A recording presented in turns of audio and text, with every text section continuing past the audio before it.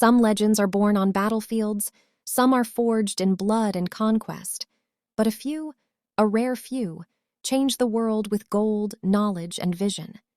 This is not the story of a man who chased power. This is the story of a man who redefined it. His name, Mansa Musa. In the century when Europe struggled in shadows, when maps ended at myths, Africa held an empire so rich it bent the imagination. The Mali Empire stretched across West Africa, built on rivers of trade, salt, and gold. At its center stood a king whose wealth had no equal. Mansa Musa was not merely rich, he was the richest human being in recorded history, so wealthy that modern economists cannot calculate his fortune. Gold was not rare to him. It was routine, but legends are not defined by what they possess.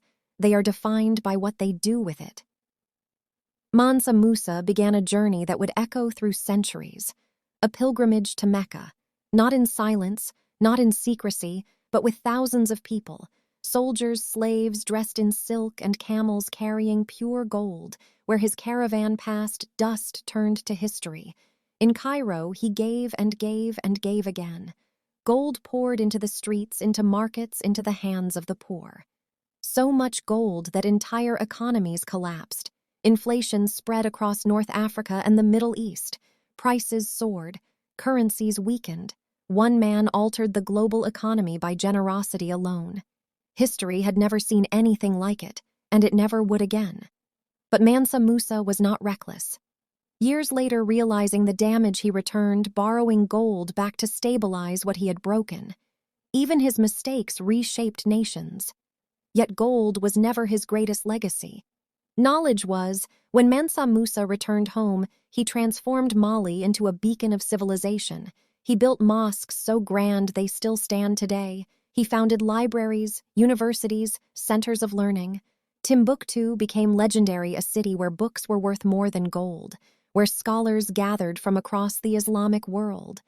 At a time when much of the world feared knowledge, Mali celebrated it. Education flourished, culture thrived. This was not just an empire of wealth, it was an empire of ideas. The world took notice. European mapmakers drew Mansa Musa into the Catalan Atlas, seated on a throne, crowned holding a golden orb, a message to the world. Africa was not empty. Africa was not poor. Africa was powerful. Mansa Musa ruled not through terror but through abundance, not through fear but through vision.